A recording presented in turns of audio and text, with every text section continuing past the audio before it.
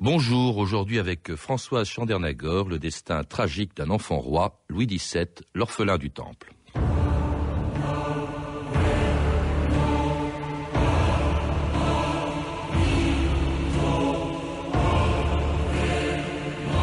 Quand la foi soulève des montagnes, elle écrase des enfants. Françoise Chandernagor.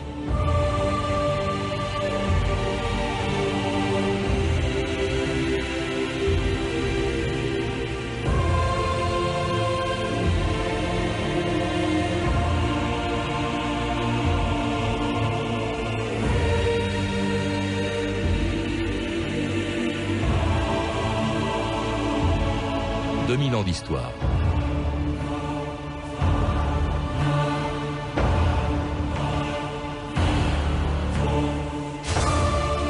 C'est une des pages les plus sombres de la Révolution française, l'histoire d'un enfant enfermé pendant 3 ans dans des conditions effroyables et qui meurt dans sa prison à 10 ans dans l'indifférence générale. Abandonné par tout le monde, y compris par la plupart des historiens qui pendant 200 ans ne se sont intéressés qu'aux mystères liés à sa disparition. Louis XVII est-il vraiment mort à la prison du Temple? Y a-t-il même été enfermé ou a-t-il été remplacé par quelqu'un d'autre? Et si oui, lequel des innombrables imposteurs qui se sont fait passer pour lui était le véritable Louis XVII?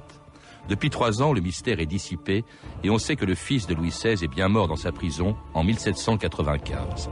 Reste l'histoire bien réelle d'un enfant broyé par des événements qui le dépassaient, un jeune roi qui n'a régné que 2 ans sur les quelques mètres carrés d'un cachot où il était entré le 13 août 1792. Et maintenant, monsieur, au cachot, là où vous méritez d'être. En route! Allez, avancez! Avancez!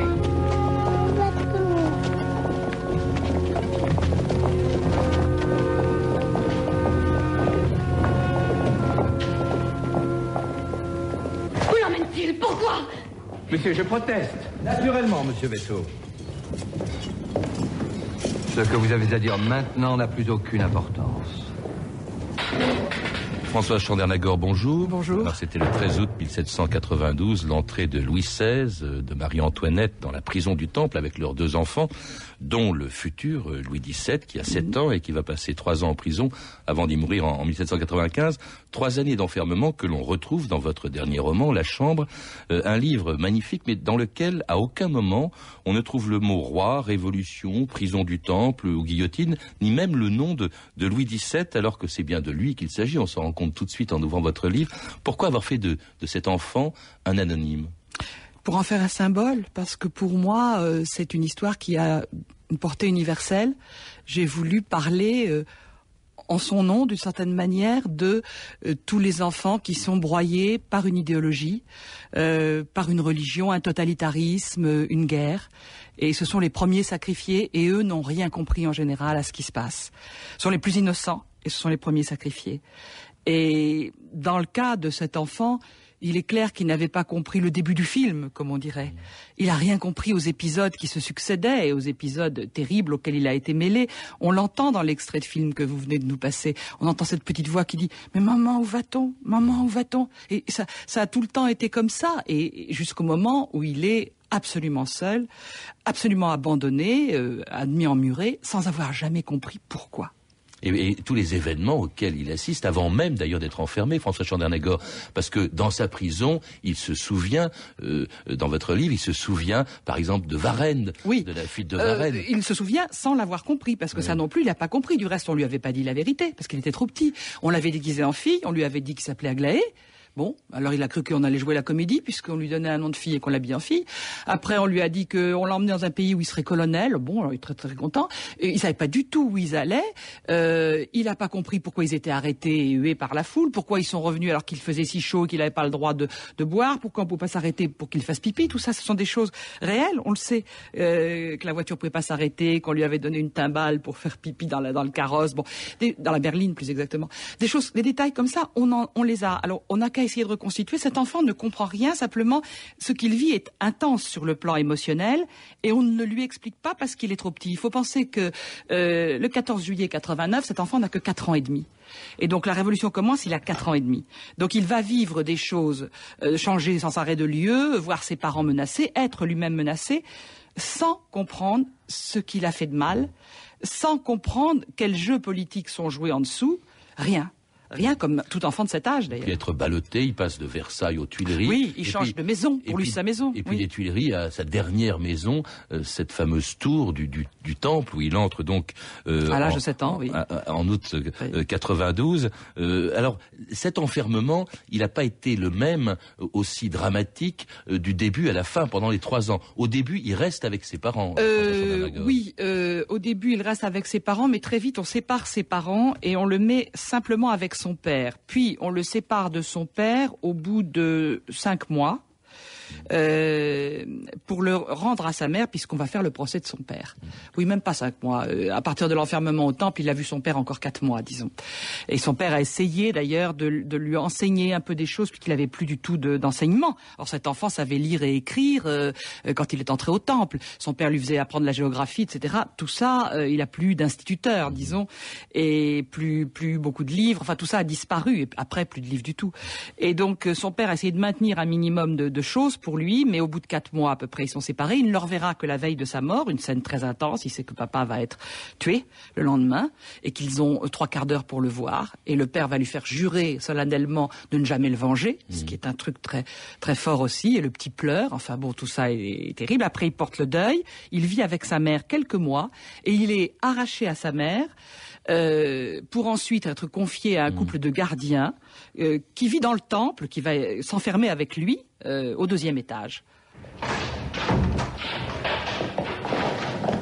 Ne touchez pas! Qu'est-ce que vous faites?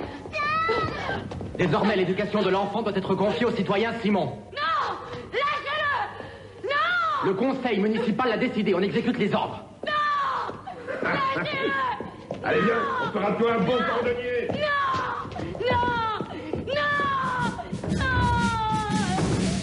Antoinette avait résolu, Antoinette avait résolu de nous faire tomber sur le cul, de nous faire tomber sur le cul. Mais le coup a manqué, elle a le nez cassé. Dansons la carmagnole, vive le son, vive le son. Dansons la carmagnole, vive le son du canon. Son mari se croyant vainqueur, son mari se croyant vainqueur, connaissez peu notre valeur, connaissez peu notre valeur. Va Louis Gros Paour, du temple dans la tour. Dansons la carmagnole, vive le son, vive le son. Dansons la carmagnole, vive le son du canon. Quand Antoinette vit la tour, quand Antoinette vit la tour, elle voulut faire demi-tour, elle voulut faire demi-tour. Elle avait mal au cœur de se voir sans honneur. Dansons la carmagnole, vive le son, vive le son. Dansons la carmagnole, vive le son du canon. Vous écoutez France Inter, 2000 ans d'histoire. Aujourd'hui, Louis XVII avec Françoise Chandernagor. Et puis c'était la carmagnole que Simon, là, le nouveau geôlier, maintenant que il est séparé de sa mère, que Louis XVII est séparé de sa mère, que Simon fait chanter à cet enfant qui est roi. Il faut rappeler que le jour de la mort de son père, il en est janvier, théoriquement roi. En janvier, enfin, on ne sait même pas s'il a vraiment su qu'il était roi. En tout cas, il n'a jamais été traité en roi.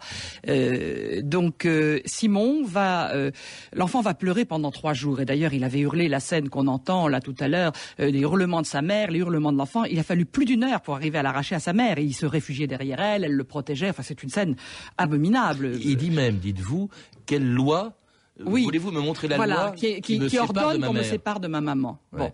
Et puis il pleure pendant 3 jours et puis après, comme tous les enfants, il va se consoler parce que Simon va le faire jouer des petits jeux aux dames, va lui donner des animaux, bien qu'il soit dans la prison, dans la tour, donc à une hauteur qui correspond presque à une dizaine d'étages d'aujourd'hui parce que c'était une tour immense, de plus de 50 mètres de haut.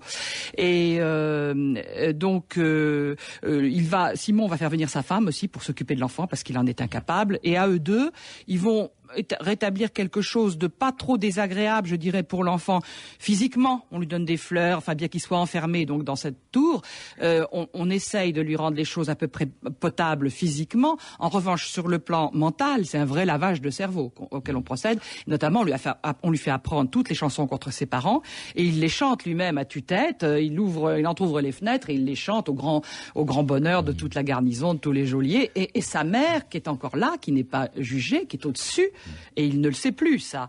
Sa mère l'entend chanter tout ça.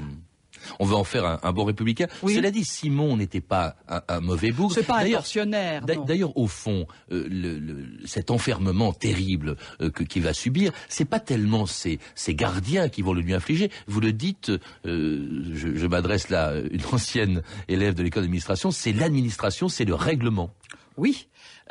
C'est déjà un système très très contraignant, très administratif. La prison du Temple est une grosse administration, donc avec beaucoup de choses de gestion très lourdes. On n'ose pas prendre des libertés par rapport au règlement, mais les gens qui ont fait le règlement sont morts parce qu'il y a sans arrêt des règlements de compte pendant la Révolution, et les gens partent à tour de rôle à la guillotine, les différentes factions, et on oublie que c'est une faction déjà dépassée, qui a été toute exécutée, qui a rédigé ce règlement et qu'on pourrait en changer. Non, on continue à fonctionner comme ça, à l'ancienne manière. Mais il y a aussi l'immense lâcheté des hommes. Je crois que là, on se retrouve devant ce qu'on voit dans toutes les périodes de totalitarisme. Les gens sont pas tous des monstres. Et c'est la même chose aussi pour les gens qui conduisaient les trains, qui emmenaient les Juifs vers les camps de concentration, je sais pas quoi. Ça n'était pas des monstres. Ils faisaient leur boulot. Mais ils voulaient surtout pas se poser de questions. Hein. Pas d'ennui. Non, pas d'ennui. On pose pas de questions et on ne s'en pose pas pour se préserver. Mais pourquoi cet enfermement? Est-ce qu'il fait peur, ce petit roi, puisqu'il est roi?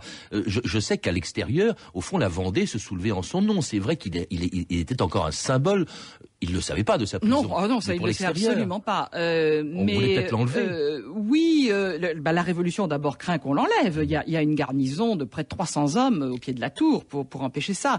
Mais en réalité, c'est pas vraiment un enjeu. Si on connaît le principe dynastique, il avait deux oncles adultes, et qui d'ailleurs ont pris la relève quand il est mort, sur le plan dynastique. Donc, la Révolution, que Louis XVII soit mort ou pas mort, ça changeait rien. Il y aurait toujours eu un prétendant au trône. Alors, en tout cas, il est enfermé dans un des personnages, le personnage peut-être principal de votre livre, François Chandernagor, cette chambre. Hein, c'est d'ailleurs le titre de votre livre, La Chambre, que vous décrivez dans le détail. Il est coupé du monde extérieur, il n'y a pas de lumière, c'est assez terrible. Oui, parce que quand il est avec Simon, il a au deuxième étage, ils ont un appartement de 3-4 pièces. Et quand les Simon partent pour des raisons administratives, pour des raisons budgétaires, etc., qu'on décide qu'après tout, il a 8 ans, il a qu'à se débrouiller tout seul, on va l'enfermer dans une seule pièce. Et on va pratiquement murer cette pièce pour pouvoir le chauffer, mettre un poêle à la place de la porte, mais un poêle auquel il ne pourra pas se brûler parce qu'il ne faut pas qu'il ait accès au foyer, ni aux tuyaux, etc. Donc on va faire un truc compliqué pour que cet enfant puisse survivre tout seul et soit chauffé, ça part d'un bon sentiment, si je puis dire.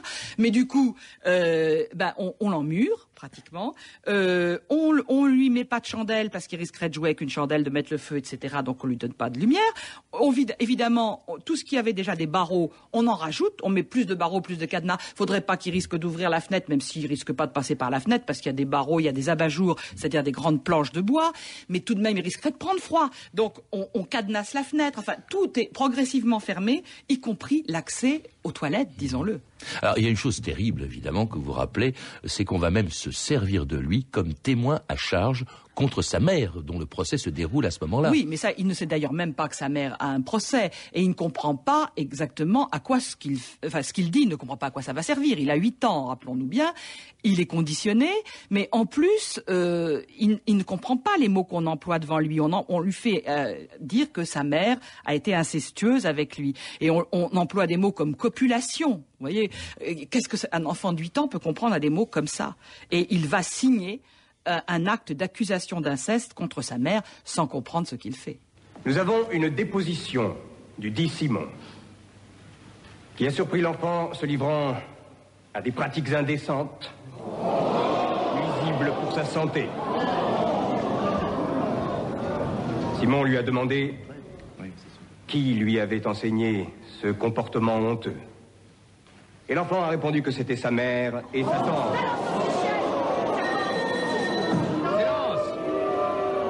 Continuez votre déposition. Il apparaît que ces deux femmes le faisaient souvent coucher entre elles. Que là, dans ce lit, il se commettait des actes de la débauche plus effroyable. Accusé, qu'avez-vous à répondre? Je ne répondrai pas. Je ne répondrai pas. Parce que la nature elle-même rejette une telle accusation. J'en appelle à toutes les mères qui sont présentes ici. J'en appelle à vous. C'est une des scènes les plus terribles du procès de Marie-Antoinette, d'après un beau film de Richard Effron. Et elle a failli retourner l'opinion à ce moment-là, parce que les femmes se rendaient bien compte que ça tenait pas debout, cette histoire, que c'était monstrueux de l'accuser de ça. Alors, elle est guillotinée le 10 octobre 1793. Et le petit ne le saura jamais. Ouais. Il ne sait pas. Il ne sait pas. Hein. Non, il ne sait rien. Ouais. Non. Et alors là, c'est vraiment le pire moment. Simon est parti, il y a de nouveaux gardiens, et il est totalement seul, dans des conditions mais abominables, quand vous les décrivez, dans cette chambre. Parce que c'est un enfant, en plus c'est un enfant qui ne savait pas s'occuper de lui-même. On s'était toujours occupé de lui, hein, même ses geôliers. Bon. Et là, brusquement, il y aura personne pour changer son linge, personne pour le laver, il a même pas de quoi se laver, il ne va pas le demander, il est terrorisé de toute manière, il a peur. Jamais il n'appellera, jamais il ne protestera. Et on a, comme je disais, même fermé l'accès aux commodités, comme on disait. Bon, à l'époque, il va être enfermé avec ses excréments dans la chambre, couvert de poux, et abandonné complètement à lui-même pendant une dizaine de mois, au-delà de la mort de Robespierre, parce que, quoi que Barras en ait dit, 20 ans ou 25 ans plus tard, Barras a menti en essayant de se dédouaner. Et connaissant la fin de l'histoire, il a essayé de diminuer sa responsabilité. Il dira plus tard, j'ai tout de suite donné des ordres dès que j'ai pris le pouvoir pour que cet enfant soit traité convenablement, qu'il voit un médecin, qu'on le lave, etc. Ça n'est pas vrai. Pendant plusieurs mois après la prise de pouvoir par Barras, la situation pour l'enfant est restée la même, parce que précisément Barras n'avait pas pensé à donner des ordres et que le règlement continuait. Et le règlement, cet enfant était enfermé sans soin. Et sans personne, et même à l'extérieur, il est abandonné, dites-vous, par tout le monde. Non seulement, bien sûr, par le comité de salut public, qui est chargé, au fond, de gérer cet emprisonnement, mais même par ses partisans. Mais oui, parce que les partisans, d'abord, il y a les oncles qui ont pas tellement intérêt à ce qu'ils survivent, parce exil, que c'est les oncles en exil, parce que c'est eux, à ce moment-là, qui héritent du trône, éventuellement. Et puis, les autres partisans, comme les Vendéens, etc., sont très gênés par cette déposition faite contre sa mère, et ils se disent, ou on leur dit, mais cet enfant est devenu complètement idiot, Simon l'a fait boire, ce qui ne semble pas vrai, Simon lui a fait communiquer des mauvaises maladies, lui a fait fréquenter des putains, enfin on raconte des tas d'histoires comme ça, cet enfant est débauché, alcoolique, c'est une épave, et donc ne vous battez pas pour lui. Et c'est vrai que ces partisans, ou ceux qui essaieront à un moment donné de le négocier comme otage contre d'autres prisonniers, ou contre de l'argent, parce que c'est un otage, hein, c'est pas un prisonnier, il a été condamné par rien, c'est typiquement un otage, eh bien, ceux-là lâcheront prise, cesseront, parce qu'ils se disent, qu'est-ce qu'on va récupérer ? Pour le prix qu'on va y mettre, qu'est-ce qu'on va avoir ? Est-ce que cet enfant n'est pas fou ? Et il embarrasse aussi, bien entendu, les révolutionnaires. François Chandernagor, il y a cette conversation du temps de Simon. Simon va au comité de salut public et demande « Que décidez-vous du louveteau ? Que veut-on ? Le déporter ? Non. Le tuer ? Non. L'empoisonner ? Non. Mais quoi donc ? S'en défaire. Hein ? Parce qu'au fond, on ne peut pas le tuer. Il est trop jeune, on ne peut pas le guillotiner. C'est quand même un peu, non, à 8 ans, non. Mais il embarrasse tout le monde et on va s'en défaire en l'oubliant. Tout le monde va l'oublier. Et en le laissant dans le dénuement le plus total, ce que constatent les rares témoins qui ont pu le voir à cette époque, la revue de texte Stéphanie Duncan. Oui, de cette période d'isolement de Louis XVII, par définition, on n'a que des témoignages indirects, écrits, tardifs, écrits bien après la mort du petit roi. Alors sa sœur d'abord, Marie-Thérèse, dans ses mémoires, puisqu'elle aussi est enfermée dans le temple. Oui, une petite parenthèse, elle est au-dessus, d'étage elle est au-dessus, elle ne l'a pas vu pendant 2 ans. Elle le croit parti, et lui ne sait pas que sa sœur est là. Et même quand il sera mourant, on ne fera pas venir sa sœur. Donc elle écrit plus tard dans ses mémoires, elle évoque le jour où, dit-elle, on eut la cruauté de laisser mon malheureux petit frère tout seul. Barbarie inouïe de laisser un malheureux enfant de 8 ans seul, enfermé sous verrou et clé. Il était dans son lit qui ne fut pas fait de 6 mois, mon frère n'ayant pas la force de le faire. Les punaises et les puces le couvraient, ses ordures restèrent dans sa chambre. La fenêtre n'était jamais ouverte, on ne pouvait tenir dans sa chambre par l'odeur infecte. Souvent, on ne lui donnait pas de lumière. Ce malheureux mourait de peur, mais ne demandait jamais rien. Ce n'est pas étonnant que sa santé se soit dans la suite dérangée. Et Marie-Thérèse écrit cette phrase assez étonnante sur son petit frère. De son naturel, il était sale et paresseux, car il aurait pu avoir plus de soin de sa personne. Oui, il y a la jalousie de la sœur aînée par moment qui ressort, qui est incroyable, parce que en fait, un enfant de 8 ans peut pas s'en sortir. Bien sûr. Un autre document, une brochure publiée en 1795 par 2 royalistes, Beaulieu et Michaud, qui prétendaient tenir leurs informations d'un ancien prisonnier du Temple. Alors, ils décrivent aussi l'abandon, la saleté dans laquelle vit l'enfant, ainsi que la méchanceté de ses geôliers. 2 hommes, écrivent-ils, ou plutôt 2 dogues de la commune, veillaient nuit et jour autour de la chambre de cet enfant. Lorsqu'il était plongé dans son premier sommeil, un de ces cerbères, craignant que le diable ou les aristocrates ne l'eussent enlevé, lui criait d'une voix effroyable « Capet, où es-tu? Dors-tu ?»« Me voilà, que voulez-vous » répond l'enfant. « Te voir, retourne te coucher » Et 2 ou 3 heures après, l'autre brigand recommençait le même manège et le pauvre enfant était obligé d'obéir. Enfin, il existe plusieurs récits de la visite au temple qu'effectue Barras, donc le commandant général de l'armée parisienne, le 28 juillet 1794, au lendemain de la chute de Robespierre. Alors, un récit difficile d'accréditer. Je trouvais le jeune prince dans un lit à berceau au milieu de sa chambre. Il était assoupi, il s'éveilla avec peine. Il était revêtu d'un pantalon et d'une veste de drap gris. Je lui demandai comment il se trouvait et pourquoi il ne couchait pas dans le grand lit. Il me répondit « Mes genoux sont enflés et me font souffrir aux intervalles lorsque je suis debout. Le petit berceau me convient mieux. » J'examinai ses genoux, ils étaient très enflés ainsi que les chevilles et les mains. Son visage était bouffi, pâle. Après lui avoir demandé s'il avait ce qui lui était nécessaire et l'avoir engagé à se promener, j'en donnai l'ordre au commissaire et les grondai sur la mauvaise tenue de sa chambre. Je me rendis ensuite au comité de salut public. Il est urgent qu'on l'examine et qu'on lui porte tous les soins que commande son état.